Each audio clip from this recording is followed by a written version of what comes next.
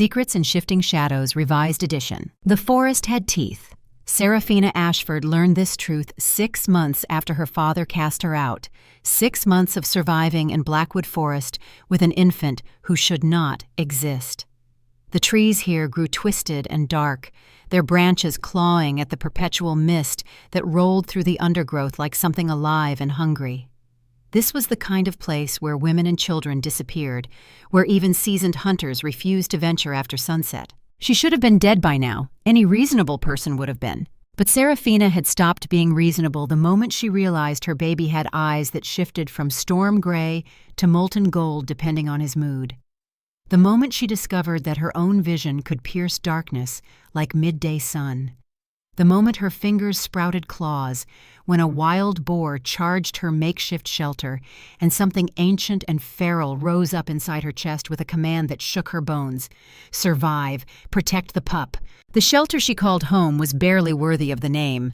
A fallen oak had created a natural lean-to against a moss-covered boulder, and she had stuffed the gaps with mud and woven branches. Inside, a small fire pit vented through a carefully constructed chimney of stones. Animal pelts lined the dirt floor.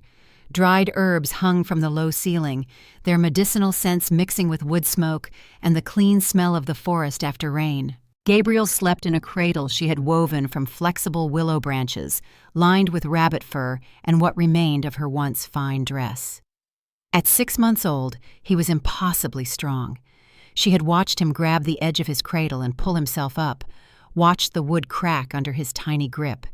She had seen his gums when he cried and caught glimpses of teeth that seemed too sharp too early. Her son was not entirely human, and neither, she was beginning to understand, was she. The changes had started small. A deer she could hear approaching from half a mile away. The ability to see in near total darkness. Food that once delighted her now tasted like ash unless it was barely cooked, still red and warm. She craved raw meat with an intensity that frightened her. Her sense of smell had become overwhelming. She could track a rabbit by scent alone, could smell rain coming hours before the first drops fell. And then there were the claws. They came when she was threatened, or when Gabriel cried too hard. Her fingernails would darken and extend, curved and wicked sharp. Her teeth would ache, her jaw restructuring to accommodate something that should not fit in a human mouth. Her vision would sharpen until she could count the spots on a fawn's back from 100 yards away. And her eyes, she knew without seeing a mirror, burned amber in those moments. Not brown, not human. What am I becoming? The question haunted her every night as she held Gabriel close, both of them warm beneath the firs, while the forest breathed its cold mist around them. Her father had screamed at her when she told him about the pregnancy, called her a whore and a disgrace, said that no daughter of his would bear a bastard child and remain under his roof. She had begged him to let her stay until the baby was born, just until spring when travel would be safer. Lord Ashford had thrown her belongings into the mud and barred the door. She had barely made it to the forest before her water broke.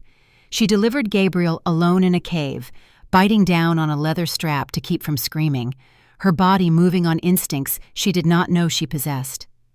When the baby emerged, she had looked into his gray eyes and seen the face of the man who had disappeared from her life 15 months ago without explanation or goodbye. Marcus, the traveling merchant who had appeared at Millhaven's Harvest Festival like something out of a dream. Tall and broad-shouldered with dark hair that fell over eyes the color of storm clouds. He had moved through the festival with a natural authority that seemed at odds with his simple clothing. People stepped aside for him without thinking. Children gravitated toward him. Women blushed when he smiled. And when those gray eyes had locked onto Seraphina across the firelit square, something inside her had shifted. Woken. Recognized. She had never believed in love at first sight. But standing there with autumn leaves swirling around her feet and the scent of roasting meat and spiced wine heavy in the air, she had felt pulled toward him like metal to a lodestone. When he approached and asked her to dance, his voice had been deep and rough, sending shivers down her spine that had nothing to do with the evening chill. 3 nights they had together. 3 nights of stolen kisses that turned into desperate caresses in the shadows behind the barn. 3 nights of him whispering her name like a prayer against her skin. 3 nights of connection so intense it felt like her soul was trying to merge with his. On the third night, in the hayloft with moonlight streaming through the cracks in the roof, he had bitten her shoulder as they moved together. She had cried out, not in pain, but in something fiercer and stranger. The mark had bled, and Marcus had looked at it with something like reverence and anguish mixed together on his beautiful face. "This will keep you safe," he had whispered, pressing his lips to the wound. "I mark you as mine, always mine." She had thought it romantic at the time, a passionate gesture from a passionate man. The next morning he was gone. No goodbye, no explanation.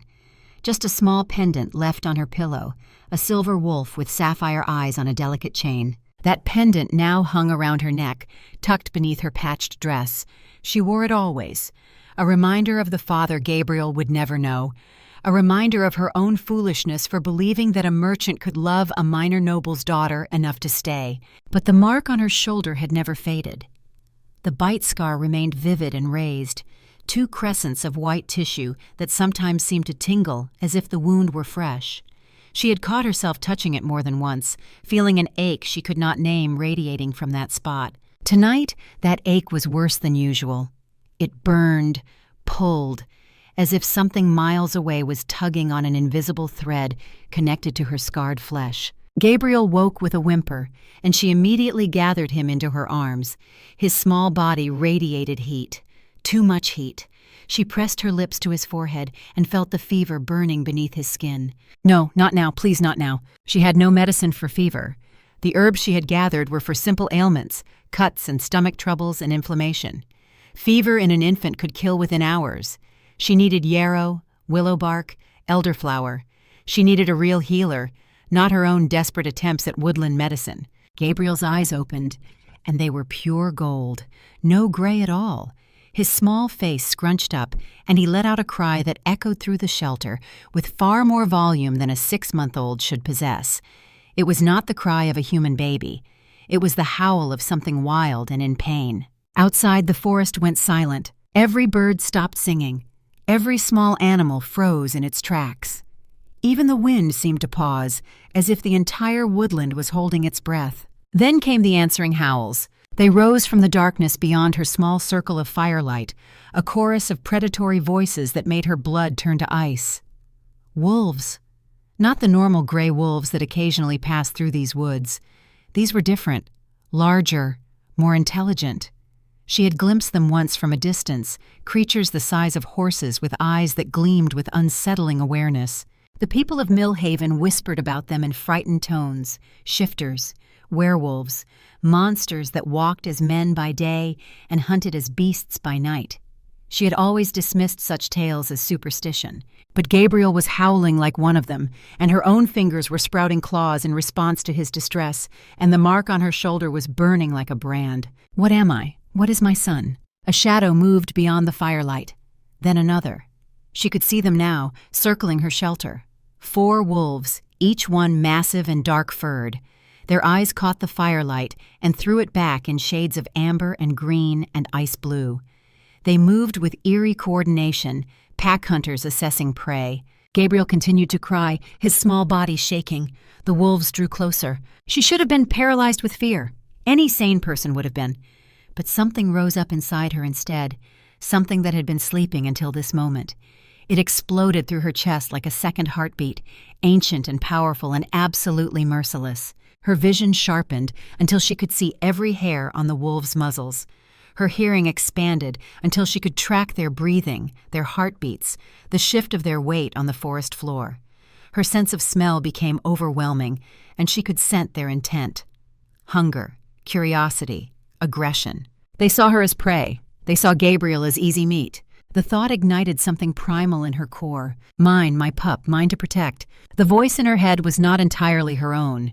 It was deeper, older, barely contained by the fragile cage of her human form, and it was done hiding. Serafina set Gabriel down in his cradle and stepped toward the shelter's entrance. Her hands were no longer hands. Black claws extended from fingers that had lengthened and reshaped. Her jaw ached as her teeth sharpened and multiplied. She felt her spine beginning to shift, her bones creaking and reforming into something designed for violence. The largest wolf stepped into the firelight. It was huge, its shoulder easily reaching her chest. Scars crisscrossed its muzzle, the marks of a fighter. It snarled, showing teeth like ivory daggers. She snarled back, and the sound that came from her throat made the wolf pause. It was not a human sound. It was not even entirely a wolf sound. It was something in between, a promise of savagery that transcended species. The wolf lunged. She met it halfway. What followed was not a fight, it was a massacre. Her partially shifted form moved with speed and grace she should not possess. When the lead wolf's jaws snapped at her throat, she was already gone, her claws raking across its exposed flank. Blood sprayed black in the firelight. The wolf yelped and twisted away, but she was there, driving her claws into its shoulder with enough force to pierce muscle and scrape bone. The other three attacked as one. She took a hit to her ribs that would have killed a normal woman, felt something crack, ignored it. Her arms swung in a wide arc, and her claws caught one wolf across the face, gouging through one eye and sending the creature tumbling backward with a howl of agony. Another wolf seized her leg in its jaws. She felt teeth pierce skin, felt her blood flow hot over its muzzle. Instead of trying to pull away, she dropped her weight and drove her claws down into the back of its neck. It released her immediately, scrambling away with a whine of fear. The scarred wolf, their leader, made one more attempt. It went for Gabriel. Something snapped inside her. Her partial shift accelerated, bones breaking and reforming faster than should be possible. Her spine arched, her skull reshaped, fur erupted from her skin in a wave of silver white that caught the firelight like captured moonbeams. In seconds, she was no longer woman or half-formed hybrid, but something else entirely. A wolf, but not like the creatures attacking her shelter. She was smaller than the males, but built for killing speed. Her coat shimmered silver in the dancing light, unusual to the point of being unnatural. And her eyes, reflected in the pool of blood spreading across the forest floor, burned amber with an intelligence that was still entirely human. She hit the scarred wolf with every ounce of her newfound strength. They went down together in a tangle of fur and fangs, rolling through the dirt and dead leaves. He was bigger, stronger, more experienced. It did not matter. She fought with a mother's fury, a force that transcended training or instinct. When her jaws closed around his throat, she did not hesitate. One sharp twist, and his spine separated with a wet crack. His body went limp beneath her. She released him and spun to face the remaining wolves. Blood dripped from her muzzle. Her sides heaved with exertion. The wound on her leg burned but was already beginning to close, tissue knitting itself back together at an impossible rate. The three surviving wolves backed away, tails tucked, heads lowered in submission. They had not expected prey to fight back. They certainly had not expected prey to win. She growled, low and threatening, and they turned and fled into the darkness. Silence returned to the forest, broken only by Gabriel's diminishing cries and her own harsh panting. She stood there in her wolf form, feeling the night air cool her overheated body, tasting blood and victory on her tongue. And in the distance, from the direction of Valdris, the kingdom's capital, came an answering howl. Deep and powerful, and unmistakably alpha. It rolled across the miles like thunder, a sound felt in the bones more than heard by the ears. Every wolf within 100 miles would have heard it. A declaration, a question. Who dares fight in my territory without permission? The howl made her mark burn, made her wolf shiver with recognition and longing. She knew that voice, even in its lupine form, would have known it anywhere. Marcus. But that was impossible. Marcus was a merchant, a human, a man who had abandoned her. Except the mark on her shoulder said different. The instincts flooding through her wolf form said different. The bond that had snapped into place between them during those 3 nights said different. Marcus had not been human at all. She shifted back to human form, the change easier this time, her body already learning the transformation's rhythm. She stood naked in the firelight, covered in blood and dirt, shaking with exhaustion and realization. Gabriel had gone quiet, his fever broken, his eyes returned to their normal gray. He looked at her and smiled, small fists reaching toward her as if nothing unusual had happened, as if his mother had not just slaughtered wolves in a form that should not exist. She gathered him into her arms, not caring about the blood, and held him close while her mind raced. But as she did, she noticed something strange. The small scratch on her forearm, where a branch had caught her that morning, was gone. Not healing. Gone. As if it had never existed. She looked down at Gabriel, at his small hands that had touched her arm earlier when she had lifted him. Had he done something? Could he heal? The thought seemed impossible, but then everything about their existence seemed impossible. She dismissed it for now. There were more pressing concerns. The pendant around her neck seemed to pulse with warmth. She pulled it out, studying the silver wolf with new understanding. This was not a romantic token.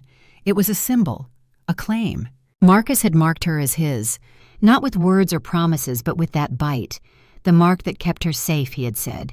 Safe from what? From other wolves? From threats she had not known existed?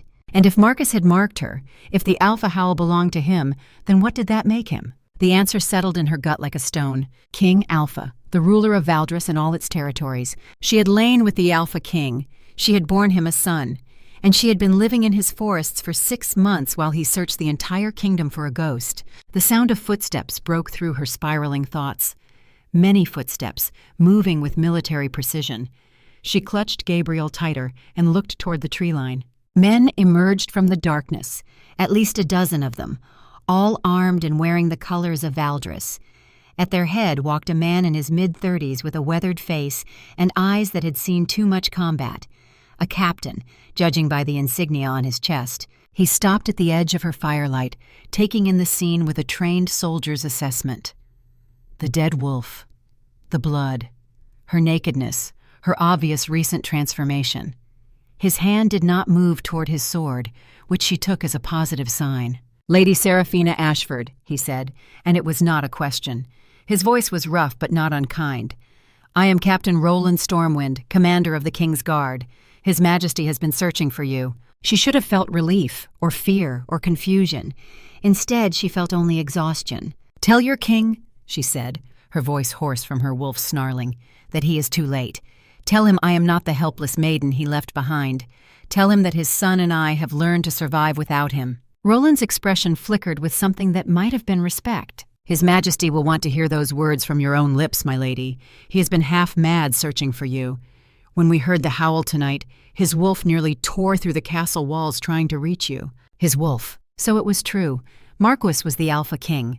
The man she had loved was the most powerful shifter in the realm, and he had lied to her from the first moment they met. Gabriel made a small sound, and Roland's gaze dropped to the baby. His eyes widened. The pup has his eyes, his scent.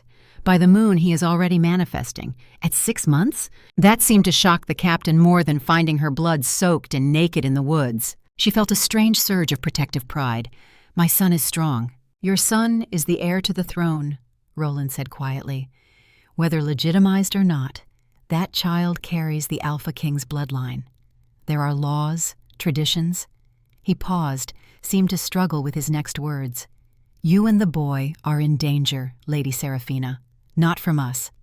But there are those who would see a bastard heir as a threat to the succession. Who would solve that threat permanently?" The implication sent ice through her veins. "They would kill him? Kill a baby?" "They would try," Roland said grimly. "Which is why you need to come with us. Now. Before word spreads that the king's wolves found you. Before others come looking with less noble intentions." She looked down at Gabriel, at his innocent face and eyes that saw her as his entire world. She thought about the rogue wolves, about how easily they had found her shelter once Gabriel's cry had echoed through the forest. She thought about winter coming, about the fever that had almost taken him tonight, about all the 1,000 ways they could die out here with no protection and no help. She had survived 6 months through sheer stubbornness and newly awakened instincts, but survival was not enough. Not for Gabriel. He deserved more than a life of hiding and fear. "If I come," she said slowly, "I want answers. All of them. Why he lied, why he left, what I am, what Gabriel is." "You will have them," Roland promised. "His Majesty has much to answer for. But first, we need to get you both to safety. Please, my lady, trust me this once. The king may be a fool in matters of the heart, but he would burn the kingdom to ash before allowing harm to come to his mate and son."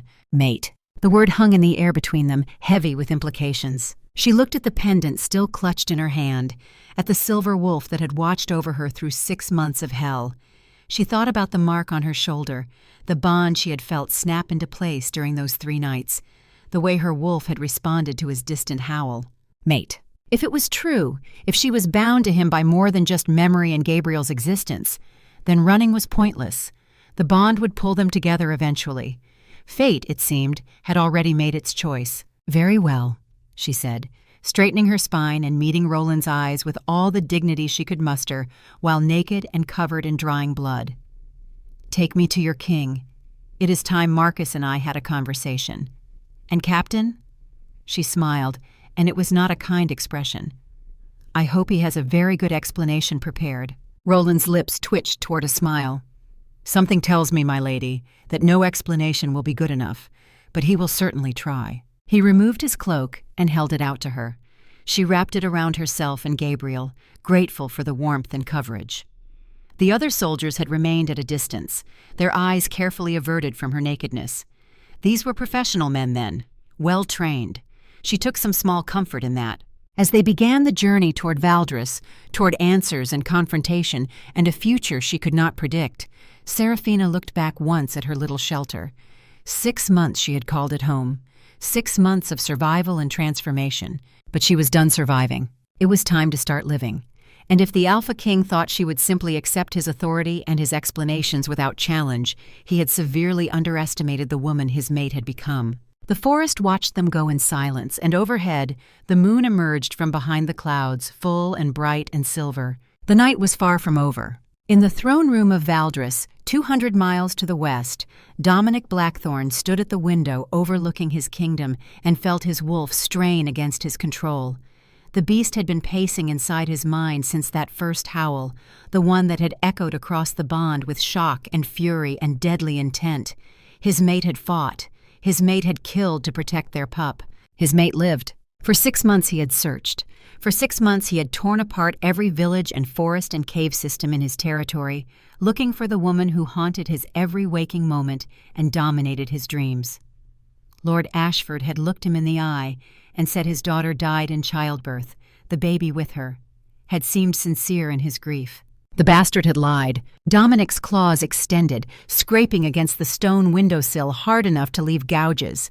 His wolf wanted blood, wanted to hunt down Ashford and rip out his throat for daring to hide their mate, for allowing her to suffer alone in the wilderness, for forcing her to give birth without protection or medical care. But first, he needed to see her, touch her, confirm with his own senses that she was real and alive and safe. "Your Majesty," Thaddeus Ironwood's voice came from behind him, careful and measured. "Roland reports they are bringing her to the castle. They should arrive by dawn. And the child? Alive, healthy, already showing signs of shifting ability." Dominic closed his eyes, fighting for control. A son. He had a son. A pup born of his true mate, which made the boy precious beyond measure, but also a target. Every rival who had ever coveted his throne would see the bastard heir as leverage, as a weakness to exploit. He should have protected them better, should have stayed after those 3 nights and claimed Serafina properly before the entire pack, should have told her the truth about what he was, what they were to each other. But he had been called away by urgent news of a challenge at the northern border. A rival alpha attempting to claim a section of Dominic's territory, threatening to slaughter pack members if Dominic did not respond personally. He had left at dawn, intending to return within days to court Serafina properly, to ease her into the truth of his nature before the full weight of destiny crashed down upon them both. When he returned to Millhaven 2 weeks later, she was gone. Ashford had answered the door with swollen eyes and a story about complications in childbirth, had shown him a fresh grave in the family cemetery, had seemed genuinely devastated. Dominic's wolf had howled for 3 days straight. The bond had felt muted, distant, as if blocked by death's veil. He had almost believed it, almost accepted that fate had given him a glimpse of perfect happiness only to snatch it away. But some part of him had refused to accept her death. Some instinct had kept him searching even when logic said it was hopeless. And tonight, that faith had been rewarded. She lived. His mate lived, and from Roland's carefully worded report, she had come into her wolf nature without guidance or pack support, had survived on pure instinct and determination, had even killed rogues who threatened their pup. Pride and guilt warred in his chest. Pride that his mate was so strong, so fierce. Guilt that his absence had forced her to become that way. "Prepare the Rose Tower," he told Thaddeus without turning from the window. "The finest rooms, everything she and the boy might need. And send for the pack healer. I want them both examined immediately." "And Princess Vivian?" Thaddeus asked carefully. "She is expected within the week for the formal betrothal negotiations." Dominic's jaw clenched. Vivian Ravencrest, the alpha princess of the Northern Territories. Beautiful, powerful, politically advantageous. Their marriage had been arranged since childhood, a union meant to prevent war between their territories and secure trade routes that benefited both realms. He had accepted the betrothal with the detachment of a man who knew he would never find his true mate. Wolf shifters could live centuries. True mates were rare, appearing perhaps once in every 10 generations. Most alphas married for politics and took lovers for pleasure and died without ever knowing the soul-deep bond that legend spoke of. Then he had met Seraphina at a harvest festival and known, within seconds of seeing her face, that every other woman was merely a shadow compared to her light. "Send word to Ravencrest," Dominic said, his voice hard. "Tell them there will be delays in the negotiations, personal matters that require my attention." "Personal matters?" Thaddeus's tone held warning. "Dominic, you cannot simply set aside a treaty that has been decades in the making. Vivian's father will not accept such disrespect. The alliance between our territories is too important." "Then he will have to accept it," Dominic said flatly, "because I will not marry another woman while my true mate lives." "Wolf law is clear on this matter, Thaddeus. A proven bond supersedes all political arrangements." "Proven bond," Thaddeus repeated. "And how will you prove it before the council? How will you explain a bastard son born out of wedlock to a woman you never publicly claimed?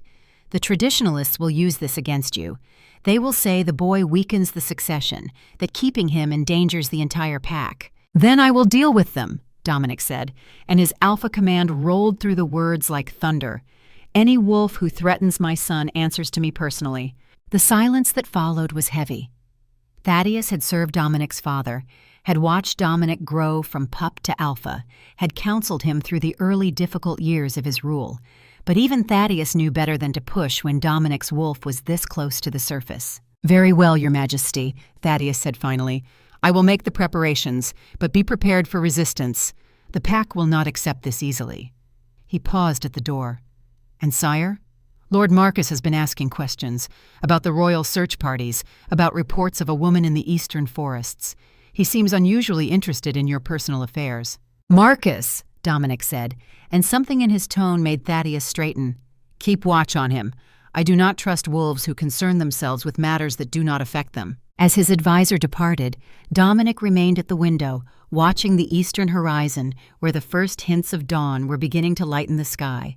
Somewhere out there, Roland and his men were bringing Seraphina home, his mate, his destiny, the woman he had loved and lost and somehow, impossibly, found again. He pressed his palm against the scarred stone and felt his wolf surge with anticipation and dread in equal measure. She would be angry. She had every right to be. He had lied about his identity, had left without explanation, had failed to protect her from the consequences of their union.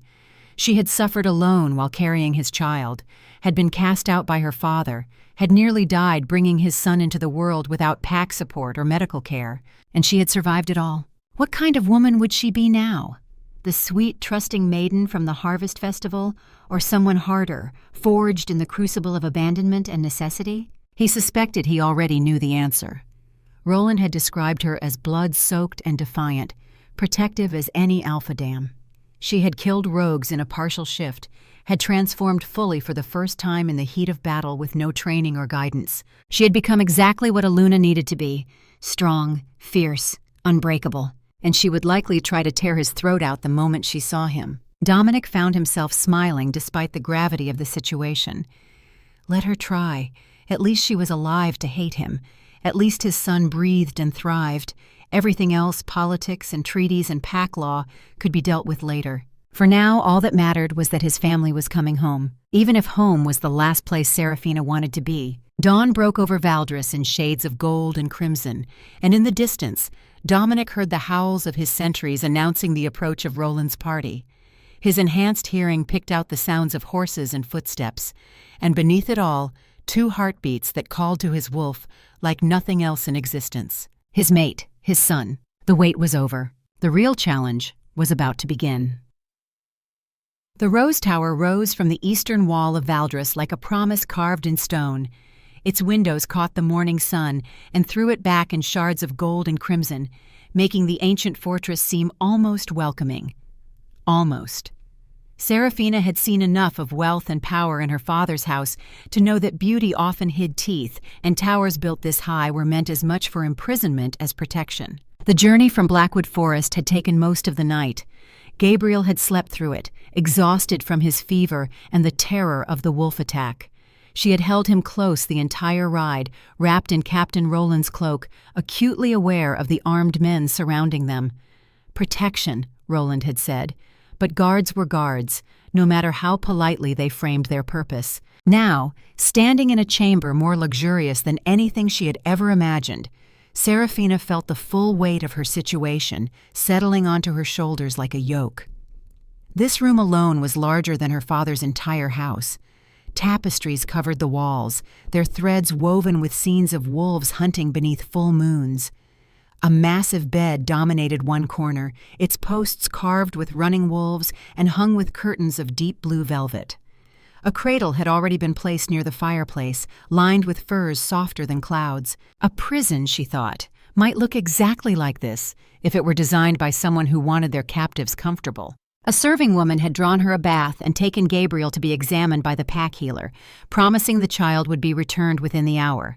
Serafina had wanted to refuse, to keep her son close, but Roland had gently pointed out that Gabriel needed a proper medical examination. 6 months of forest living had left them both malnourished and exposed to countless dangers. Better to know now if there were any lasting effects. So she had surrendered her baby to strangers and lowered herself into water so hot it made her skin burn. The serving woman had gasped at the sight of the bite mark on her shoulder, the twin crescents of scar tissue that had never faded, had whispered something about alpha marks and true bonds. Serafina had ignored her, scrubbing away 6 months of accumulated dirt and blood until her skin was pink and raw. When she emerged from the bath, she found clothing laid out on the bed, not the simple homespun she had worn in the forest, but a dress of deep green wool, soft as butter and clearly expensive. It fit her perfectly, which meant someone had taken her measurements while she bathed. The thought should have bothered her more than it did, but she was too tired for outrage. She was examining this room more carefully, noting the windows that did not open fully and the single door that undoubtedly had guards posted beyond it, when that door swung inward without warning. A woman entered, and Serafina's wolf rose immediately in recognition of a threat. The newcomer was beautiful in the way of predators. Tall and lean, with auburn hair that fell in waves past her shoulders, she moved with a grace that spoke of deadly competence. Her dress was finer than Serafina's, deep crimson that matched her lips, and she wore her authority like a second skin. But it was her eyes that made Serafina's pulse quicken. They were the green of deep forest shadow, and they held the unmistakable glow of an alpha wolf. The woman studied Serafina with the intensity of a general assessing an opponent before battle. Her nostrils flared slightly, scenting the air, and something flickered across her perfect features. Surprise? Anger? Calculation. "So you are the peasant who has caused such chaos," the woman said, her voice cultured and cold. "I confess I expected someone more impressive. You look half-starved and wholly unsuitable for the role you seem determined to claim." Serafina drew herself up to her full height, which was still several inches shorter than the stranger. "And you are?" "Princess Vivian Ravencrest of the Northern Territories." The woman's smile was all edges. Dominic's betrothed, his future queen, the woman who was supposed to unite our kingdoms through marriage and prevent the war that your existence now makes inevitable. The words hit like physical blows, but Serafina refused to show weakness. "I did not ask to be brought here. I was surviving quite well in the forest before your soldiers dragged me to this gilded cage." "Surviving," Vivian repeated, her tone making the words sound like an insult. "Yes, I heard about your impressive display of feral violence. Killing rogues in a forest hardly qualifies you to rule a kingdom. Do you even know what being a Luna means? The politics, the strategy, the endless maneuvering required to keep a pack strong?" "I know what it means to protect my son," Serafina said quietly. "I know what it means to fight when the alternative is death. If that makes me unsuitable for your courtly games, then perhaps your court needs better priorities." Vivian's eyes flashed, and for a moment Serafina thought the Alpha Princess might actually strike her. Instead, she laughed, a sound like breaking glass. Brave words from a woman who has no idea what she faces. Do you understand what will happen now? What Dominic has put in motion by bringing you here? She moved closer, and Serafina had to fight the urge to back away. The treaty between Valdris and Ravencrest has been negotiated for decades. Our marriage would secure trade routes, prevent border conflicts, unite two of the strongest packs in the realm. And now Dominic throws all of that away because he cannot control his wolf's instincts. "He marked me," Serafina said, touching the scar on her shoulder, "before I even knew what I was, before I understood what it meant. If there is a bond between us, he created it, not me." "Oh, I know about the mark," Vivian said softly, dangerously. "I can smell it on you. The alpha claim that should have been mine. Do you know how rare true mate bonds are? How many wolves spend entire lifetimes hoping to find what you stumbled into by accident?" She stepped back, her expression hardening. "You may have his mark, but you do not have his crown. Not yet. And if you think the pack will simply accept a baseborn wolf with no training and a bastard heir, you are even more naive than you look." The door opened again before Serafina could respond, and Roland entered carrying Gabriel. The baby was clean and dressed in soft clothing, his dark hair still damp from bathing. He reached for Serafina immediately, making small sounds of distress, and she took him gratefully, burying her face in his neck and breathing in his familiar scent. "The healer says the pup is remarkably healthy," Roland reported, carefully not looking at Vivian. "Strong lungs, good reflexes, no lasting damage from the forest months. He does show signs of early shifting ability, which is unusual but not unheard of in pups born of true mate bonds." Vivian made a soft sound of disgust. A miracle child born of a forbidden love. How terribly romantic. "I suppose next you will tell me there was a prophecy." "Actually," Roland said, and now he did look at the princess, his expression carefully neutral. "There is a matter that requires your highness's attention. His Majesty requests your presence in the throne room, immediately." "How very like Dominic to summon me like a servant," Vivian said, but she moved toward the door. She paused at the threshold, glancing back at Serafina. "Enjoy your tower, little wolf. The view from the top is lovely, but towers are also excellent places from which to fall." Then she was gone, leaving behind only the faint scent of expensive perfume and wolf musk. Roland cleared his throat. "I apologize for that, my lady. Princess Vivian is not known for her gentle manners." "She is terrifying," Serafina said honestly, sinking into a chair with Gabriel clutched against her chest. "And she is right. I do not belong here. I do not know how to be whatever it is Dominic needs me to be." "His Majesty needs you to be exactly what you are," Roland said firmly. "Strong enough to survive alone, fierce enough to protect your pup against impossible odds. The pack respects strength above all else, Lady Serafina. You have already proven yours." Before she could respond to that, a new presence made itself known. She felt it like a pressure change before a storm, a weight in the air that made her wolf stir with recognition and longing and rage all tangled together. He was here. The bond she had not fully understood until this moment pulled taut between them, a thread of connection that sang with awareness. She could feel him approaching, could sense his emotional state through that thread. Anticipation, fear, determination, and beneath it all, a bone-deep need that matched her own. Roland stepped back, positioning himself near the door. The silence stretched, broken only by Gabriel's soft breathing and the crackle of the fire. Then Dominic walked into the room, and every thought in Serafina's head scattered like startled birds. He looked different than she remembered. Marcus the merchant had worn simple clothing and easy smiles. This man wore power like armor. His dark hair was longer now, pulled back from a face that seemed carved from granite. His gray eyes held shadows that had not been there before. He moved with the coiled tension of a predator, all that alpha authority contained but barely controlled beneath human skin. But it was still him, still the man who had danced with her at the harvest festival, still the man whose touch had set her blood on fire, still the father of the child sleeping in her arms. "Serafina," he said, and his voice was rougher than she remembered, scraped raw by emotion he was clearly struggling to contain. "You are safe. Thank the moon you are safe." "Safe," she repeated, and the word tasted like ash. "I was safe in the forest, surviving on my own. Then your soldiers dragged me here against my will, and your betrothed just threatened me in what I assume is supposed to be my sanctuary. So please, Your Majesty, do explain how I am safer now than I was killing wolves to protect our son." Dominic flinched as if she had struck him. "Our son?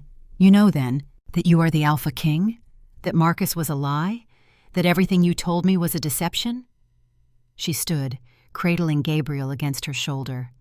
"Yes, I have pieced together the truth. You wore a mask, and I was too foolish to see through it." "It was not like that," Dominic said, taking a step toward her. His eyes were locked on Gabriel with an intensity that made her wolf bristle protectively. "I did not lie about what I felt, about what we shared. That was real, Serafina, the realest thing in my life. But you did lie about who you were, about what you were." She held Gabriel tighter. "You marked me without explaining what it meant. You left without word or warning. And when you finally decided to search for me, it was 6 months too late. I delivered our son alone in a cave. I survived winter in the forest eating raw meat because my body demanded it, and I did not understand why. I fought rogues who would have killed us both. Where were you while I was bleeding and terrified and changing into something I did not recognize?" The anguish on his face was raw and real. "I thought you were dead. Your father told me you died in childbirth. He showed me a grave. By the time I learned the truth, by the time I realized he had lied, you had been missing for months." "My father," Serafina said slowly, and pieces clicked into place. "He knew. About the wolves. About what I am." "Your mother was wolf-born," Dominic said quietly. "From a lesser line, but the blood was there. Ashford tried to suppress it, tried to pretend his wife was fully human. When she died and you showed no signs of shifting, he thought he had succeeded. Then I marked you, and the dormant genes activated. He must have realized what would happen, must have known that once you gave birth, your wolf would fully awaken. So he threw me out to die rather than let me discover what I was," Serafina said, "and the betrayal was a fresh wound layered over all the others. He would rather see me dead than see me become a wolf." "He was a fool and a coward," Dominic said, and his alpha command rolled through the words like thunder. "But he is your father, so I will let you decide his fate. Whatever judgment you pass, I will enforce." The casual way he offered her revenge should have frightened her. Instead, it sparked something fierce and bright in her chest. This was what an alpha did. Protected his mate, empowered her choices, stood ready to enact her will. But she was still angry, still hurt, still terrified of the future that stretched before her like an uncharted wilderness. "I do not want revenge," she said quietly. "I want answers. I want to know why the bond between us hurts like a wound that will not heal. I want to know what happens now that your betrothed knows about me. I want to know if my son will be safe in a court that sees him as a bastard and a threat." Dominic moved closer, slowly, as if approaching a frightened animal. "May I?" he asked, gesturing toward Gabriel. She should have refused, should have kept the child as a barrier between them. But the longing on his face, the desperate need to hold his son, was something she understood in her bones. She transferred Gabriel into his arms, and the moment their skin touched, the bond between them flared like striking a match. Both of them gasped. Dominic's eyes flashed pure gold, and she felt her own wolf surge in response. Gabriel woke with a small sound, his gray eyes focusing on his father's face. For a long moment, they simply stared at each other. Then the baby smiled, one small hand reaching up to pat Dominic's cheek. "Papa," Gabriel said clearly, his first word, and Dominic's face crumpled. The Alpha King of Valdris, the most powerful shifter in the realm, stood in the firelight with tears streaming down his face while his son gurgled happily and patted his stubbled jaw. It was the most human thing Serafina had seen him do since he walked into the room. When Dominic finally spoke, his voice was wrecked. "I will answer every question. I will give you every truth. But first, I need you to understand something." He looked up, meeting her eyes, and the bond between them pulled so tight it hurt. "You are my mate, not by choice or politics or convenience, but by the will of fate itself. I knew it the moment I saw you. My wolf recognized you, claimed you, bound us together before I could even introduce myself properly." "That is not an excuse for lying," Serafina said, but her voice had lost some of its edge. "No," Dominic agreed. "It is not. I should have told you the truth that first night.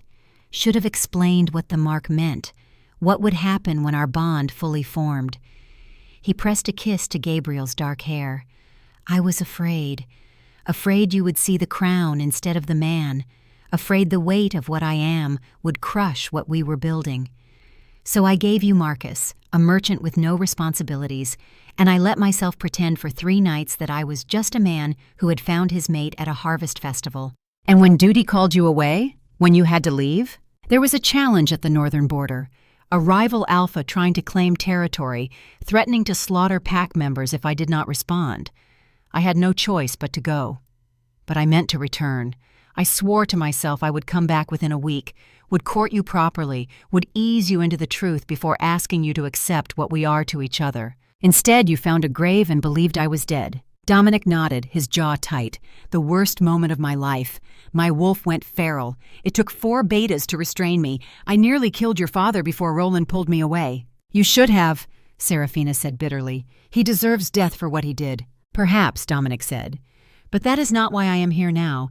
I am here because you deserve to make that choice yourself, because you deserve to understand the full scope of what you have become, because my son deserves to know his mother is not a victim, but a Luna who survived hell and came out stronger." "I am not a Luna," Serafina protested. "I do not know the first thing about leading a pack." "You fought off 4 rogues to protect our pup," Dominic said simply. "You survived winter in my forests with no training and no support. You awakened your wolf through sheer necessity and learned to shift through instinct alone. Those are the marks of a Luna, Serafina. Strength, cunning, absolute devotion to the pack's future. Everything else can be taught." A knock at the door interrupted them. Thaddeus entered, his weathered face grave. "Your Majesty," he said without preamble, "the council has convened. They demand an audience. Now." Dominic's expression hardened. "Tell them I will address them when I am ready." "They are threatening to withdraw support," Thaddeus said quietly. "Lord Marcus and Lord Garrett are calling for the bastard to be exiled. They say legitimizing him weakens the succession." Serafina felt ice flood her veins. "They want to take Gabriel away." "Over my corpse," Dominic said, and his alpha command made the room vibrate. "Any wolf who threatens my son answers to me in single combat. Make that clear to the council, Thaddeus." The old beta bowed. "As you command. But sire, you should know that Princess Vivian has requested to address the council as well. She claims a right to speak on matters that affect her betrothal." "Of course she does," Dominic muttered. "Fine. Convene them in the throne room in 1 hour. Serafina will attend with me." Serafina's stomach dropped. "I cannot face your council. I do not know the protocols, the politics." "You do not need to know politics," Dominic said firmly. "You need only stand beside me and let them see that you are mine. Let them smell the bond between us. Let them witness the truth that no law or tradition can deny. And if they refuse to accept it, if they demand you honor your betrothal to Vivian, then I will make them understand," Dominic said. And there was something terrifying in his calm certainty that I am Alpha. My word is law, and I will not abandon my mate and son for political convenience. "Even if it means war?" Dominic met her eyes, and the bond between them sang with his absolute conviction. "Even if it means burning the kingdom to ash." The throne room of Valdris was designed to intimidate. Vaulted ceilings soared overhead, painted with murals of wolves hunting beneath full moons. Massive windows let in shafts of afternoon light that turned the assembled nobles into silhouettes. The throne itself was carved from a single piece of black stone, its back shaped into a snarling wolf's head with amber eyes that seemed to glow in the dimness. Dominic sat on that throne with Gabriel in his arms, a statement that could not be misinterpreted. Serafina stood at his right hand, positioned where Luna would stand, dressed in a gown of deep blue that Roland had provided. It was finer than anything she had ever worn, but she barely noticed it. Her attention was fixed on the sea of hostile faces staring back at them from the floor below. The council consisted of 12 lords, each one an alpha in his own right, each one commanding a portion of Valdris's territory and warriors. They looked at her with expressions ranging from curiosity to outright contempt.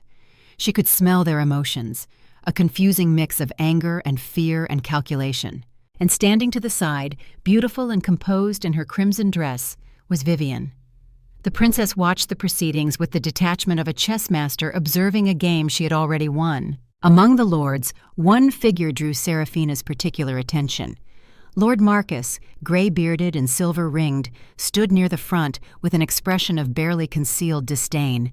When his eyes met hers, she saw something cold and calculating in their depths. This was a wolf who viewed Gabriel not as a child, but as a problem to be eliminated. "My lords!" Dominic's voice rang out across the chamber, carrying his alpha authority like a physical force. "You have demanded this audience. Speak your concerns." Lord Marcus stepped forward first, his posture stiff with disapproval. "Your Majesty," he began, his voice carrying to every corner of the vast room, "we come before you with heavy hearts. You have brought a woman of uncertain lineage into the castle and claimed her as your mate. Furthermore, you have acknowledged a child born out of formal bonding as your heir. These actions threaten the very foundations of pack law. Pack law states that true mate bonds supersede all political arrangements," Dominic said calmly. "Serafina bears my mark. The bond between us is confirmed by every wolf in this room who can scent it. There is no uncertainty here." A younger lord, Garrett, moved forward with barely contained aggression. "And what of your betrothal to Princess Vivian? What of the treaty that has been negotiated for years? Do you simply cast aside those obligations because your wolf found a pretty face?" "I cast aside nothing," Dominic said, his voice dropping dangerously low. "I acknowledge what fate has given me, my true mate, my son, and I ask this council to recognize what every wolf here already knows to be true. The bond cannot be denied." "The bond may be real," Lord Marcus said, "but the child is still baseborn, born before any formal mating ceremony. By pack law, he cannot inherit unless proven in combat, and he is an infant, Your Majesty. How can a pup who cannot yet walk prove his worth to the pack?" "He will prove it when he comes of age," Dominic said. "Until then, he is under my protection. Any wolf who threatens him threatens me personally." "And what of Princess Vivian?" Garrett demanded. "She is an alpha female of royal blood. She could give you legitimate heirs, strong pups who would unite two kingdoms. Instead, you insult her and her father by elevating this baseborn woman above her." "I have elevated no one," Dominic said, and now there was real anger in his voice. "Serafina is my mate. That is not a choice I made.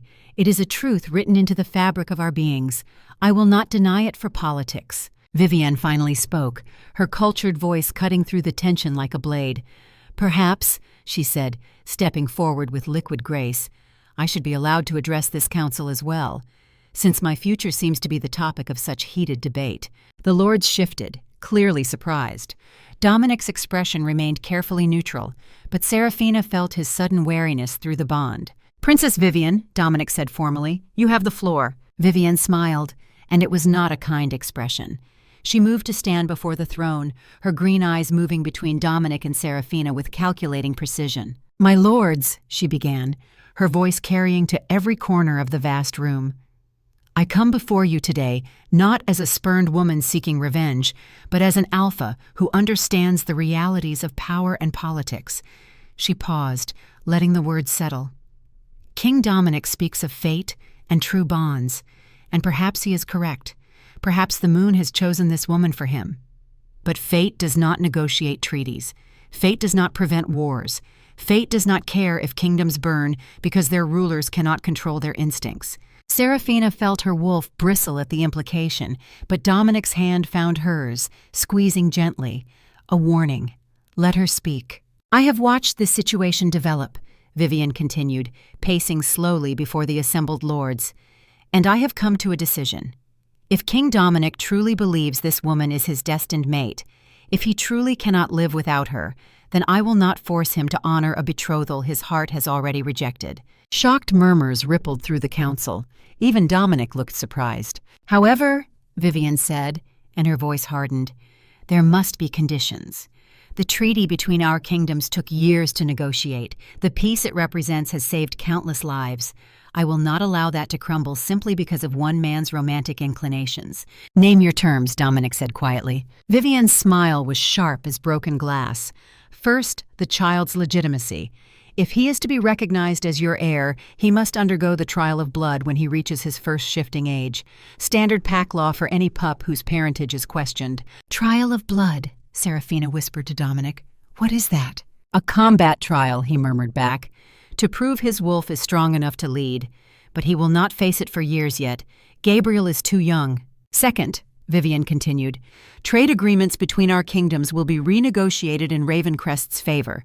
Tariffs reduced on our exports, priority access to Valdris's iron mines for the next decade. You ask for economic dominance, Lord Marcus said, sounding impressed despite himself. I ask for compensation, Vivian corrected. My father will not accept this insult without payment. Better to pay in gold than blood. Agreed, Dominic said immediately. The mines are yours. Third, Vivian said, and now she looked directly at Seraphina. The woman must prove herself worthy of being Luna, not through combat, as I would demand of a true rival, but through service.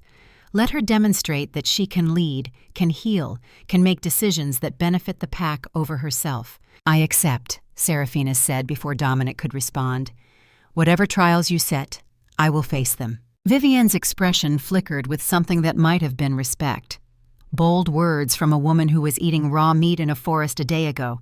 But very well, you will have your chance to prove them true. And the final term, Vivian said, turning back to the council. I want it known throughout the realm that I released King Dominic from our betrothal, that I chose to step aside. This was not rejection, but my decision. My pride and my father's pride must be preserved. It will be proclaimed from every tower, Dominic said. You have my word. Vivian nodded slowly, and Seraphina realized the princess had just maneuvered them all exactly where she wanted them. She had turned humiliation into leverage, had extracted concessions that would strengthen her kingdom for decades, and had done it all while appearing magnanimous. This woman was far more dangerous than Seraphina had initially realized. Then I will return to Ravencrest, Vivian said, and inform my father of our new arrangement. She looked at Seraphina one last time. Do not waste this chance, little wolf. You have won your mate, but that is the easiest battle you will face. Ruling beside him will require strength you have not yet discovered. I hope for your son's sake that you possess it. With that, she turned and swept from the throne room, leaving behind a council in various states of shock and calculation. Lord Marcus cleared his throat. Your Majesty, if these terms are acceptable to Princess Vivian, then the council will recognize your mate bond, though we reserve judgment on the child's legitimacy until the trial of blood. Fair enough, Dominic said. This council is dismissed. As the lords filed out, Seraphina noticed Lord Marcus lingering, his eyes fixed on Gabriel with an expression that made her wolf snarl in warning. When he finally left, his gaze promised that this battle was far from over. Roland approached the throne, his expression troubled. Your Majesty, there is one more matter that requires your attention. Now? Dominic sounded exhausted. I am afraid so, sire. We have received reports from the Eastern Forest. The rogue pack that attacked Lady Seraphina was larger than we initially believed. At least 15 wolves, possibly more. They have been terrorizing the outer villages for months. Seraphina felt a chill run through her. I killed one, wounded 2 others. That leaves at least a dozen still out there. And they know about the pup now, Roland said grimly. They smelled his scent at your shelter. They know the Alpha King has a son living outside pack protection for 6 months. Some rogues would see that as an opportunity. To kidnap him? Seraphina's voice rose. To use him as leverage against Dominic? Or worse, Roland said quietly. Some old wolves believe that consuming the flesh of an alpha's heir grants power. It is superstition, of course, but superstition has motivated killers before. Gabriel is safe here, Dominic said firmly. The castle is warded, guarded by my strongest warriors. No rogue pack would dare attack us directly. They attacked your mate and son in the forest, Roland pointed out. They may be rogues, but they are not cowards, and now they have nothing to lose. You have killed their alpha. They will seek revenge or die trying. Then we hunt them down, Dominic said. All of them.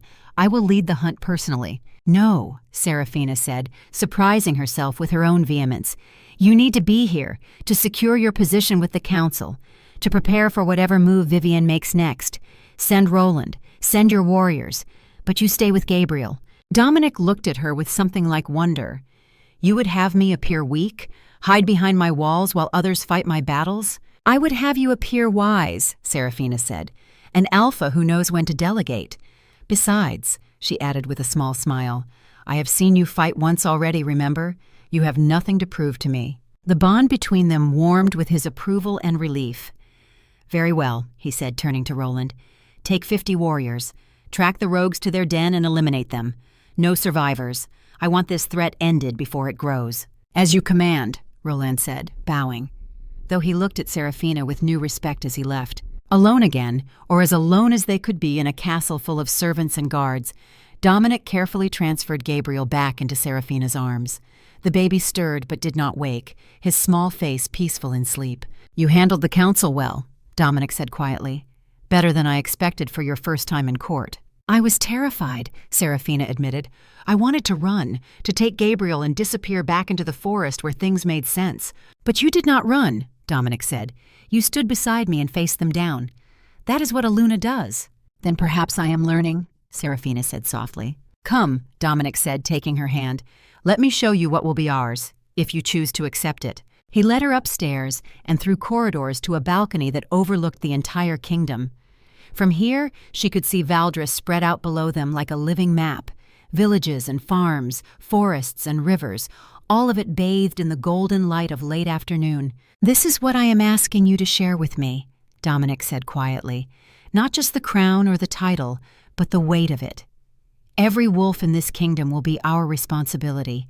Every life, every choice, every sacrifice. It is not an easy path, Seraphina. Most days it is not even a kind one. But it is the path I was born to walk, and I want to walk it with you." Seraphina looked out at the kingdom, then down at the sleeping child in her arms. Gabriel's future, her future, a future that would be built on foundations of blood and sacrifice and fierce protection. "I spent 6 months learning to be strong enough to protect one life," she said finally. "I suppose learning to protect thousands is just a matter of scale." Dominic's laugh was surprised and genuine. "Is that a yes?" "It is a maybe," Seraphina said. "Ask me again after I have survived Vivian's trials, after I have proven I can be more than just a woman you marked at a festival, after I have earned the title Luna instead of just inheriting it through fate." "Fair enough," Dominic said. "But know this, Seraphina. Whether you are ready to accept it or not, you are already my Luna. You were from the moment I saw you, and I will spend every day of the rest of my life proving myself worthy of you." As the sun set over Valdres, painting the sky in shades of crimson and gold, Seraphina allowed herself to feel something she had not felt in 6 months: hope. But that hope was tempered by reality. The path forward was uncertain. The trials ahead would test her in ways she could not yet imagine, and watching them from the shadows she knew were wolves like Lord Marcus who would do anything to see Gabriel removed from the line of succession. The days that followed fell into a rhythm of learning and adaptation.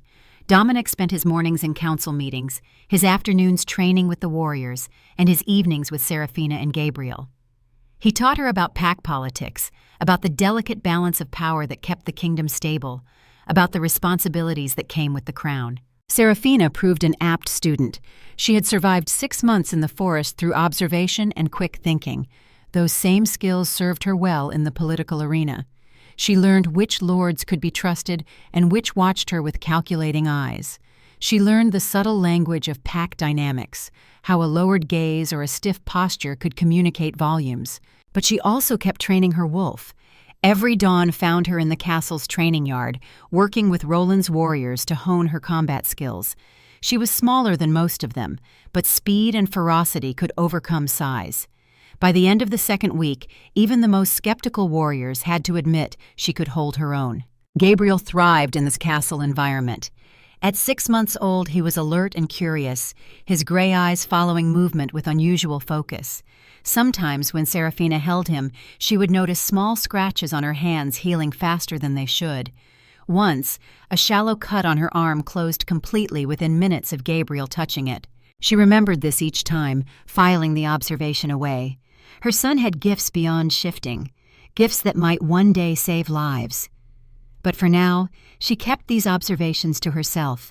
Gabriel was already seen as a threat by wolves like Lord Marcus. No need to give them more ammunition. 3 weeks after her arrival at Valdres, Vivian departed for Ravencrest. The princess's final words to Seraphina were delivered privately in the Rose Tower, away from court eyes. "You have potential," Vivian said, her green eyes assessing. "Raw and untrained, but there nonetheless. Do not squander it through sentiment or weakness. Being Luna means making choices that will haunt you.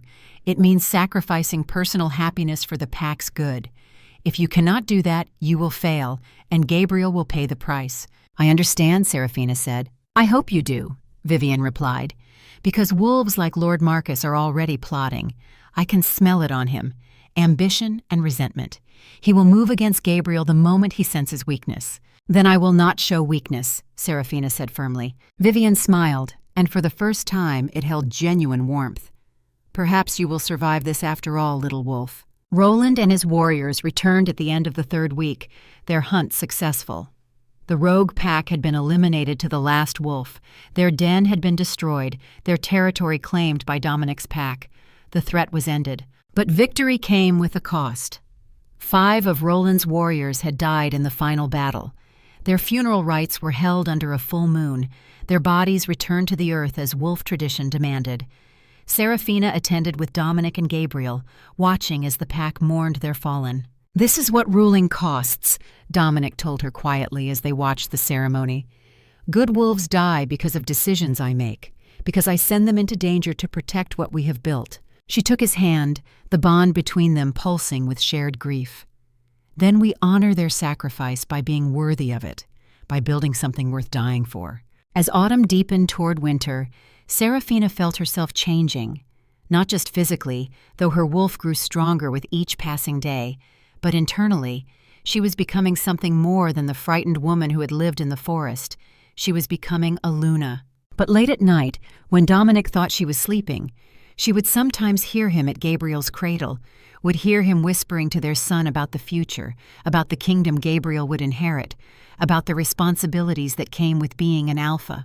And sometimes, in those quiet moments, she would notice Gabriel's breathing seemed slightly labored, would notice his skin felt warmer than it should, would notice how his eyes flickered between gray and gold more frequently, as if his wolf was pressing closer to the surface with each passing week. She told herself it was normal. All wolf pups developed at different rates. Gabriel was simply advancing quickly because of his heritage, because he was born of true mates. But deep in her heart, in the place where maternal instinct lived, she felt the first whisper of something wrong, something that would soon test them all in ways they could not yet imagine. On the night of the full moon, 2 months after her arrival, Seraphina stood on the balcony overlooking the kingdom and watched wolves gather in the courtyard below for the monthly run. Dominic stood beside her, Gabriel sleeping peacefully in his arms. "He feels warm," Seraphina said quietly, touching their son's forehead. "He is fine," Dominic assured her, "just the excitement of the day." But when Gabriel's eyes opened for a brief moment, they were pure gold, no gray at all.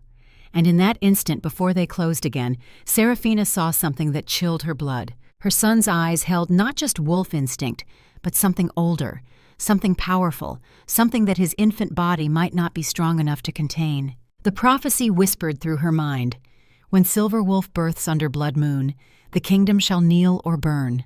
Gabriel had been born during a lunar eclipse, a blood moon, and his power was already manifesting in ways that should not be possible for a pup his age. "Dominic," she said, her voice tight with sudden fear, "I think something is wrong." He looked at her, then at Gabriel, and she felt his own worry surge through the bond.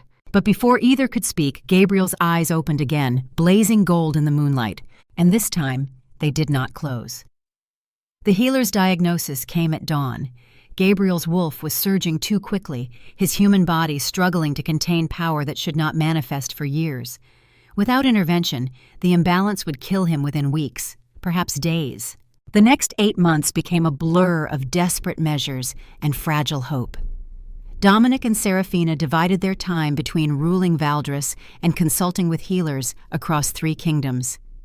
Gabriel's condition stabilized through careful treatment, a delicate balance of herbs and magic that kept his dual natures from tearing him apart.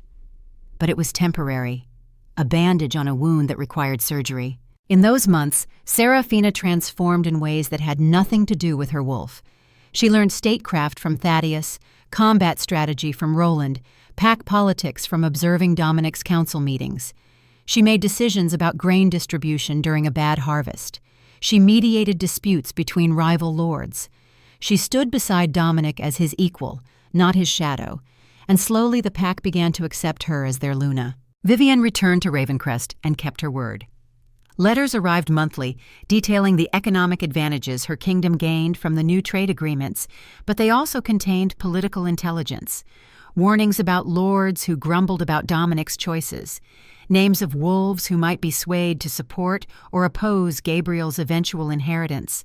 The princess had become an unexpected ally, and Seraphina learned to value her shrewd assessments.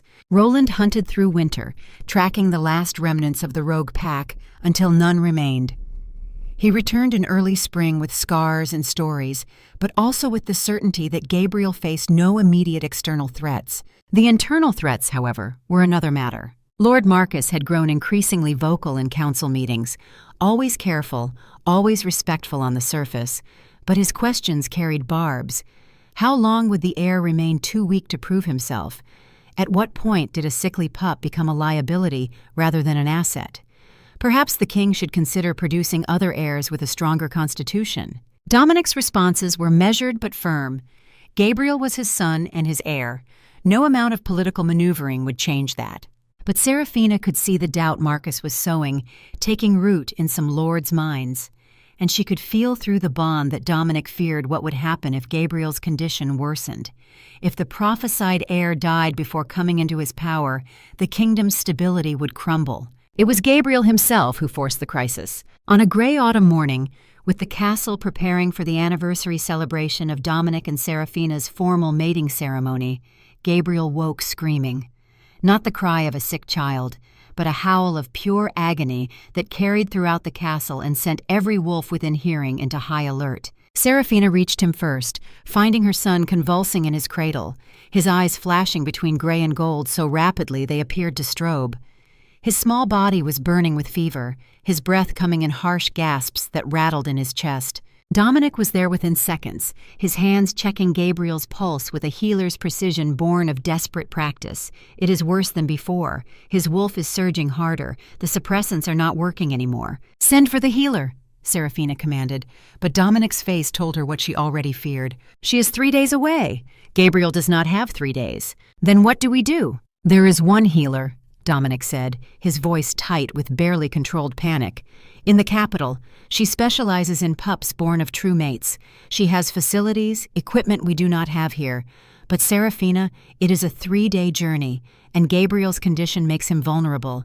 If word spreads that the heir is dying, there are those who would see it as an opportunity." "Then we do not let word spread," Seraphina said, forcing calm into her voice despite the terror clawing at her throat. "We travel with a small escort, move quickly, and trust that the bond will protect our son until we can get him help." Dominic looked at Gabriel, at their son struggling for each breath, and nodded. The preparations took mere hours. 20 of their most trusted warriors, including Roland, a closed carriage that could accommodate Gabriel's cradle and give Seraphina space to tend him. Supplies for a hard journey with minimal stops. Thaddeus was left in charge of the kingdom with strict instructions. The council was to be told only that the king and queen were attending to urgent matters in the capital. No mention of Gabriel's condition. No hint of weakness that Marcus or others might exploit. As they prepared to depart, Dominic pulled Thaddeus aside. "If we do not return," he said quietly, "name Lord Aldrich as regent until Gabriel comes of age. If Gabriel does not survive," he paused, his voice breaking, "then do what is necessary to maintain stability, even if that means setting aside the question of heirs entirely." Thaddeus's weathered face was grim. "It will not come to that, sire." "Pray you are right," Dominic said. The first day of travel passed without incident. Gabriel's condition remained critical but stable, his fever high but not climbing. Seraphina held him the entire time, whispering stories and songs, using the bond between them to pour what strength she could into his small frame. She had grown more attuned to that bond over the months, could feel Gabriel's pain as a dull ache in her own chest, could sense when his breathing eased and when it became more labored. The connection Gabriel had created when he healed her in the forest had deepened, becoming almost as strong as her mate bond with Dominic. That evening they made camp in a clearing beside a river. Roland posted guards in shifts, and Seraphina noticed that Dominic did not sleep at all.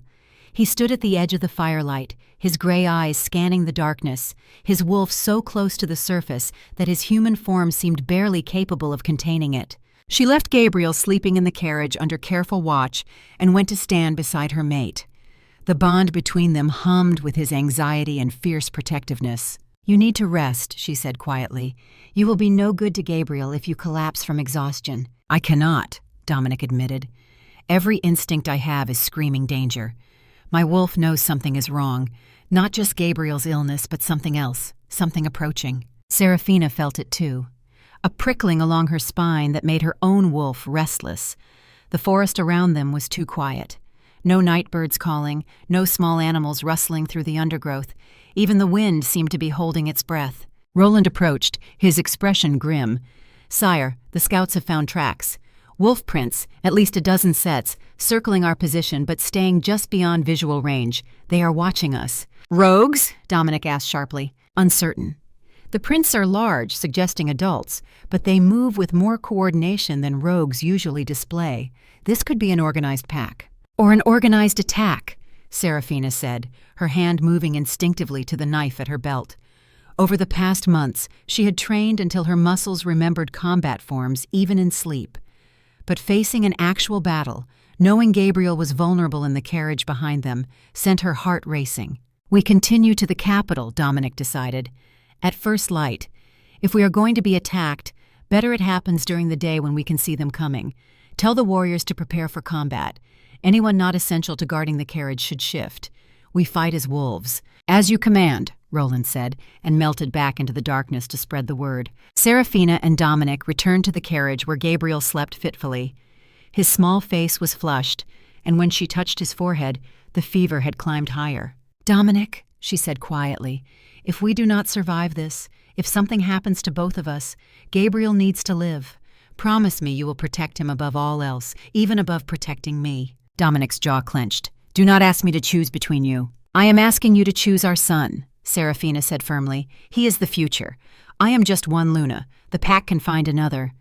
"But Gabriel," she touched their sleeping child's face, "he is the prophesied heir. Without him, everything we have fought for means nothing." Dominic pulled her close, and she felt his anguish through the bond. "You are not just one Luna. You are my mate, my heart. I cannot lose you." "And I cannot lose him," Serafina whispered. "So we fight, and we win, and we all survive. There is no other option." The attack came at dawn. They had been traveling for perhaps an hour, the morning mist still clinging to the ground, when the first howl split the air. It was answered by a dozen more, surrounding them on all sides. The carriage lurched to a halt as the driver fought to control the panicking horses. "Stay inside," Dominic commanded, already moving toward the door. Serafina caught his arm. "No, we fight together, remember? Bonded pairs in battle are unstoppable." "Gabriel needs at least one parent to survive," Dominic said desperately.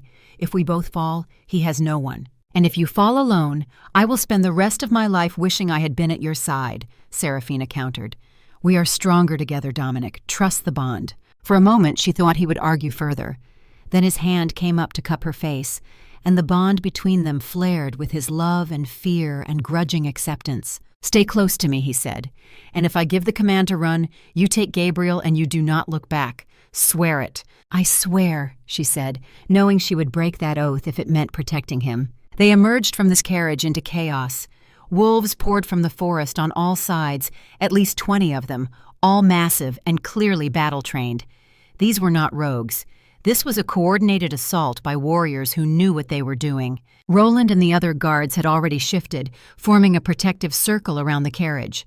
But they were badly outnumbered, and the attackers showed no fear. Dominic shifted in a fluid motion, his human form dissolving into the massive black wolf that was his true self. He was enormous, easily twice the size of the attacking wolves, with golden eyes that burned with alpha authority. When he howled, the sound carried physical force, a command that made every wolf within hearing distance falter. But the attackers recovered quickly, too quickly.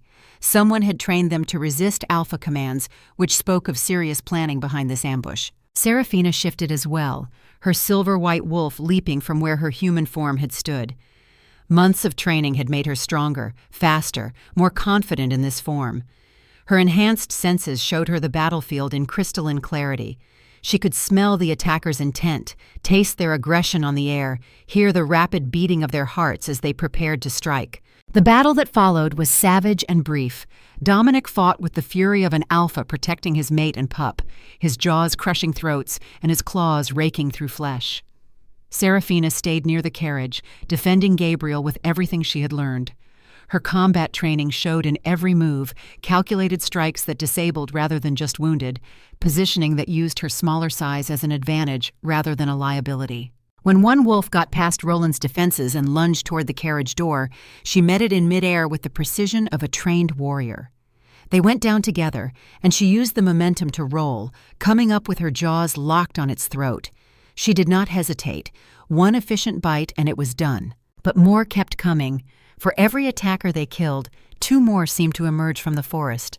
This was not a random ambush. This was an execution planned and executed by someone with resources and knowledge of their route. A massive gray wolf, larger than the others and bearing scars that spoke of countless battles, broke through the defensive line and headed straight for the carriage. Roland tried to intercept, but the gray wolf was faster, more experienced. It dodged the captain's attack and leaped toward the carriage window where Gabriel's face was visible. Serafina moved without thought, pure instinct driving her across the battlefield. She hit the gray wolf in midair with every ounce of force she possessed. They crashed into the side of the carriage hard enough to make the entire vehicle rock. The impact should have stunned her, but maternal fury pushed past the pain. This wolf had tried to kill her baby. The gray wolf was experienced and deadly, but Serafina had spent 8 months learning from the best warriors in Valdris. When it lunged for her throat, she was ready, ducking under and driving her claws into its exposed belly. When it tried to use its superior weight to pin her, she used its momentum against it, rolling and coming up with position. The killing blow came when the wolf made a fatal mistake. It glanced toward the carriage, distracted for just a heartbeat by Gabriel's crying. Serafina's jaws found its throat in that instant, and she bit down with all her strength. The wolf thrashed, its claws raking across her sides and opening deep gouges. She felt her own blood flowing hot over her silver fur, felt ribs crack under the wolf's desperate kicks. But she did not let go. With a final surge of strength, she bit down harder and felt the gray wolf's spine separate. It went limp. She staggered back, her vision graying at the edges from pain and blood loss. The battlefield swam around her. Dominic was suddenly there, his massive form placing itself between her and the remaining attackers. His howl was pure rage, and this time the alpha command in it was irresistible. The surviving attackers broke and ran, disappearing into the forest like smoke. The battle was over. They had won. But at what cost? Serafina shifted back to human form, and the pain hit her like a wall. Deep lacerations across her torso, blood flowing freely from wounds that should have been fatal. She looked down and saw too much red. Dominic shifted beside her, catching her before she could fall. His face was stark with terror. "Healer!" he roared. "Now!" But their healer had been one of the warriors killed in the first wave of the attack, and they were still 2 days from the capital.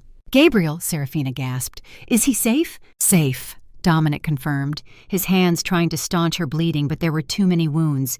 "You protected him. You saved our son." "Good," she whispered. Then the world tilted, and darkness rushed in. She woke to rocking motion and realized she was back in the carriage. Someone had bandaged her wounds, but blood was still seeping through the wrappings. Her vision was blurry, her thoughts scattered. How long had she been unconscious? Minutes? Hours? Gabriel sat beside her, his small hands pressed against her side, and his eyes were glowing pure gold. "Mama hurt," he said, and his voice carried an echo that was not entirely his own. "Gabe fix." "No," she tried to say, but her voice would not work. Gabriel was already too weak. This would kill him. But warmth spread from his hands, intense and almost painful. She felt her torn flesh beginning to knit itself back together, bones realigning, bleeding stopping. Gabriel was healing her, channeling power that should have been impossible for a pup barely over a year old. The prophecy had not lied. Her son was special, more powerful than any of them had imagined. "Gabriel, stop!" she managed to whisper. "You will hurt yourself." But he did not stop. His small face was scrunched in concentration, sweat beading on his forehead despite the cool air. The glow around his hands intensified until it lit the entire carriage interior with golden light. Then, just as Serafina felt the last of her injuries seal themselves, Gabriel collapsed into her arms, unconscious and burning with fever that made his earlier illness seem mild by comparison. "No," Serafina breathed, pulling him close. "No, no, no. What did you do, sweetling?" Dominic was there immediately, his hands checking Gabriel's pulse, his face going pale at what he found. The healing drained him completely. His wolf surged with everything it had, trying to save you, and now his body cannot recover. He looked at Serafina with anguish. "We need to reach the capital, now, or we lose him." "How long?" she asked through numb lips. "Hours, maybe less. His fever is climbing faster than before. The healing accelerated his condition. If we do not get him to that healer," Dominic's voice broke, "our son will die." "Then we ride hard," Serafina said, forcing strength into her voice she did not feel. "Tell the driver to use the horses until they drop. Tell Roland to clear the road ahead of us. We do not stop for anything." The final sprint to the capital was a nightmare of speed and terror. They pushed the horses beyond what was safe, beyond what was reasonable, the carriage rocking dangerously on the rough road. Gabriel's fever climbed higher with each passing mile. His breath came in short, labored gasps that sounded like death approaching. His eyes flickered between gray and gold so rapidly it made Serafina dizzy to watch. Twice he stopped breathing entirely.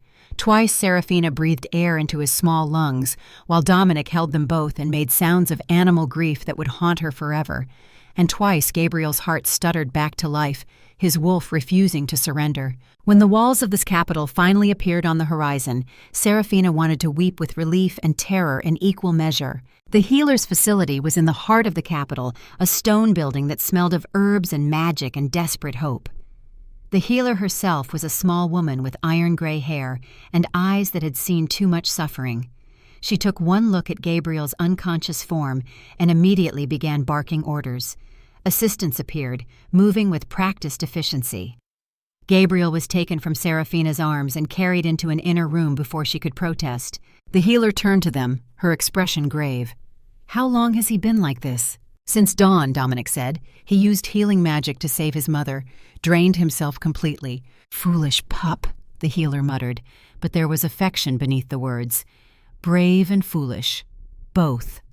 She looked at Serafina. "You are the mother?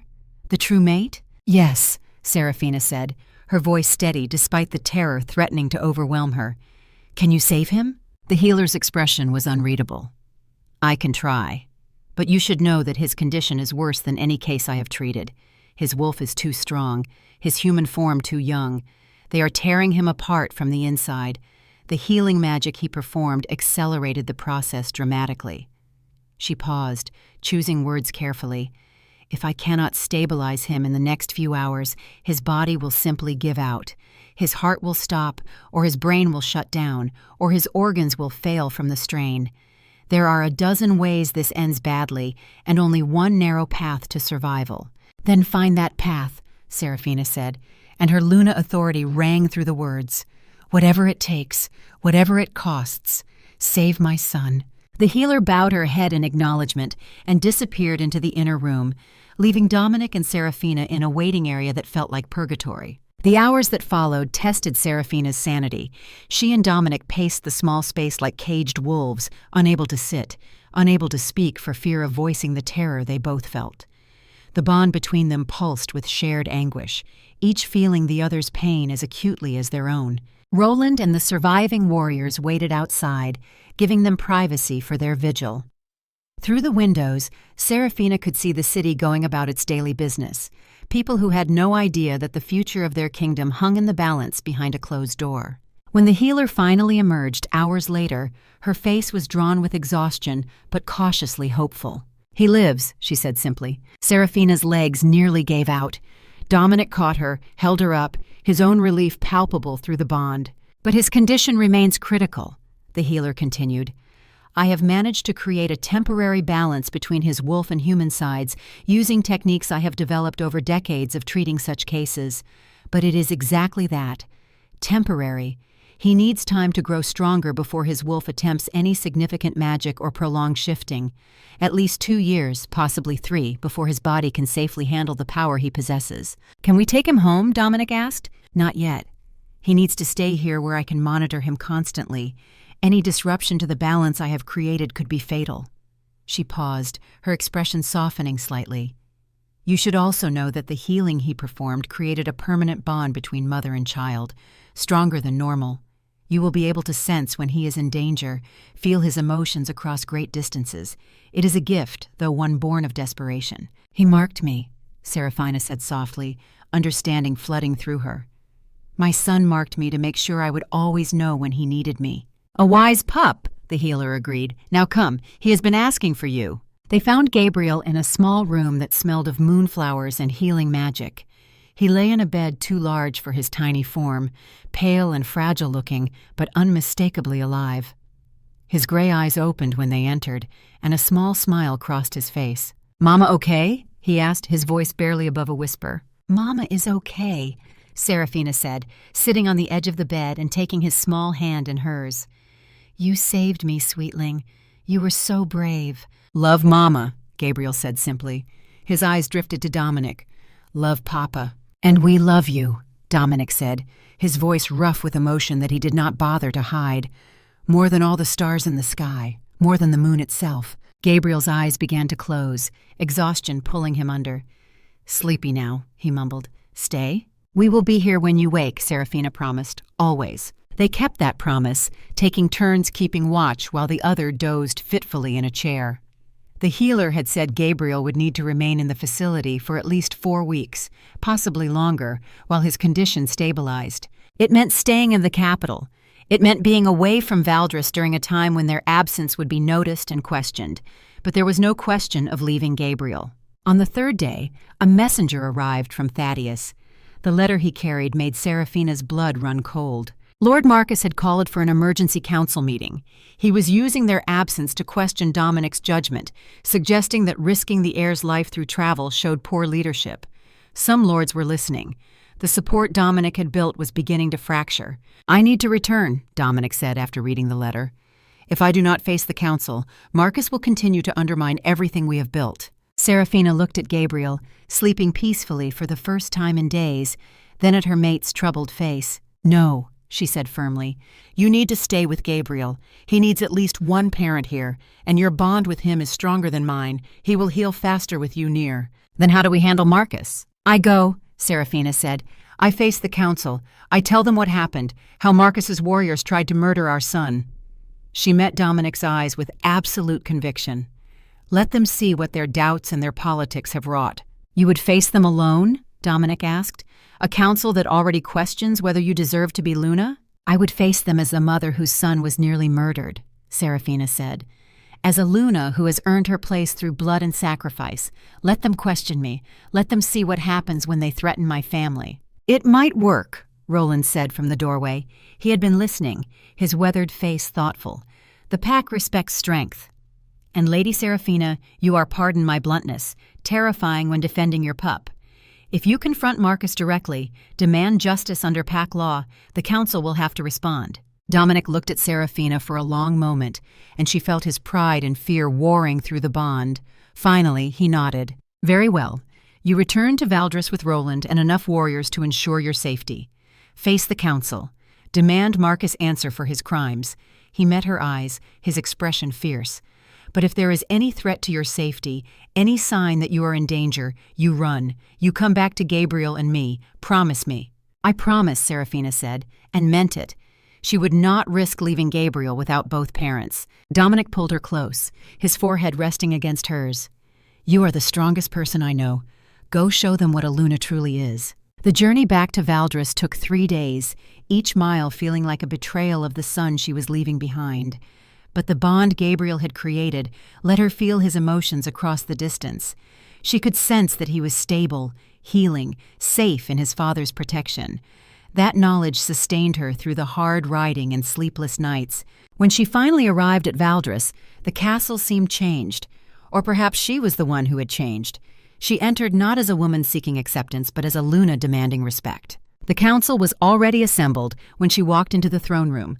12 lords in various states of surprise and calculation.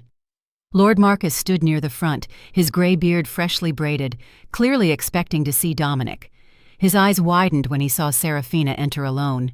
"My lords," she said, her voice carrying across the chamber with authority she had earned through blood and fire. "I come before you today not as a petitioner seeking favor, but as your Luna demanding justice." The room went silent. Even Marcus seemed taken aback by her directness. 10 days ago, she continued, my mate, my son, and I were ambushed on the road to the capital. 20 warriors attacked our escort. 7 of our wolves died defending us. The attack was coordinated, professional, and targeted specifically at killing the prophesied heir. She paused, letting the words sink in. And those warriors were sent by one of you. Slander, Marcus began, but Seraphina's raised hand silenced him. We captured 3 attackers alive, she said. Under questioning, they confessed, named their employer, provided details of the planning, the payment, the specific orders to eliminate a pup barely over a year old. She looked directly at Marcus. Your warriors, Lord Marcus. Your gold. Your orders. Lies, Marcus spat. Why would I risk everything to attack the heir? Because you believe prophecy makes him dangerous, Seraphina said. Because you think his power threatens your own position. Because you are a coward who would rather murder an infant than face a future where you are not the most powerful wolf in the room. Marcus's eyes flashed gold. You have no right to accuse me. You are a baseborn wolf who seduced the king. You have no authority here. I am the Luna of Valdris, Seraphina said, and her eyes blazed amber in response. I earned that title through survival, through battle, through standing beside my mate when others would have run. And I am the mother of the prophesied heir, the child your wolves tried to kill, the pup who nearly died saving my life because that is what alphas do. They sacrifice for their pack. Bring forth your witnesses, Lord Garrett demanded. Let them testify before this council. Roland stepped forward with the captured warriors, and one by one they confirmed the story. Lord Marcus's involvement, the gold he had paid, the orders he had given.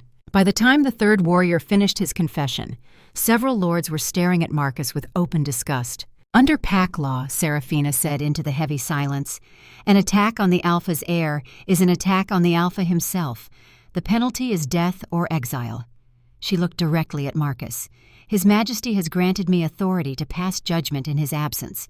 So I ask you, Lord Marcus, which do you choose? I will not be judged by a woman, Marcus snarled. Then you will be judged by me. Dominic's voice echoed through the chamber, amplified by alpha command that made every wolf present straighten to attention. Seraphina turned to see her mate standing in the doorway. He must have left Gabriel in the healer's care the moment he sensed through their bond that she was confronting Marcus. He crossed the room to stand beside her, and the bond between them blazed with shared fury and purpose. You ordered the death of my son, Dominic said to Marcus. You violated every law we hold sacred. You betrayed your alpha and your pack. Under ancient tradition, I could kill you where you stand, and no wolf here would question my right. Then do it, Marcus spat, knowing he was defeated. Better a clean death than the humiliation of exile. You will have neither, Dominic said. Instead, you will be stripped of your lands and title. Your house will be dissolved, its members scattered to other packs, and you will spend the rest of your days in the dungeon, thinking about the pup you tried to murder and the kingdom you tried to destroy. As Marcus was dragged from the chamber, still protesting and cursing, Seraphina felt a weight lift from her shoulders. Justice had been served. The threat to Gabriel had been eliminated. The other lords approached one by one, offering formal acknowledgement. Even Lord Garrett bowed his head in respect. You have proven yourself, Lady Seraphina, he said, both in battle and in council. Valdris is fortunate to have you as Luna. After the council dispersed, Seraphina and Dominic stood alone in the throne room. Gabriel, she asked. Stable, Dominic said. Asking for us both. He smiled. The healer says he can return home in 2 weeks if he continues to improve. Then we have time, Seraphina said. Time to rebuild what Marcus tried to destroy.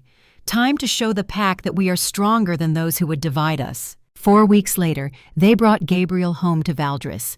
He was still weak, still recovering, but the healer had pronounced him stable enough for travel. The kingdom celebrated not with grand festivals, but with quiet acknowledgments. Farmers brought offerings. Warriors pledged protection. The pack understood what it meant that the prophesied heir had survived against impossible odds. On Gabriel's 2nd birthday, the pack gathered under a full moon for a formal recognition ceremony. Dominic and Seraphina stood before their people with their son between them, and Thaddeus spoke the ancient words that officially proclaimed Gabriel as recognized heir. When Gabriel shifted for the first time since his illness, choosing his own birthday as the moment to prove his strength, the assembled wolves howled their approval. His small golden wolf form radiated power that belied his size. The prophesied heir would grow strong. would one day lead them with wisdom inherited from both his parents. Serafina stood with Dominic's arm around her shoulders and watched their son play with other pups under the watchful eyes of the pack. She thought about the woman she had been 18 months ago, alone in a forest and terrified. She thought about every battle fought, every sacrifice made. Was it worth it? Dominic asked through their bond. She looked up at him, this man who had been merchant and advisor and king, who had marked her without permission, and then spent every day since earning her forgiveness. Every moment, she said, every tear, every battle, every impossible choice brought us here. To this pack, this family, this future. She smiled. Yes, my love, it was worth it. Above them, the moon shone full and bright, and across the kingdom, wolves howled their joy. The Luna had risen, the heir had survived, and Valdris stood strong, protected by the fierce love of a family that had chosen each other against all odds. The prophecy was not an ending, it was a beginning. And their story continued, written in moonlight and forged in fire, a testament to the power of love that refused to surrender even when darkness threatened to consume everything. This was their kingdom, their pack, their future. And they would defend it together, as they always had, as they always would. Forever.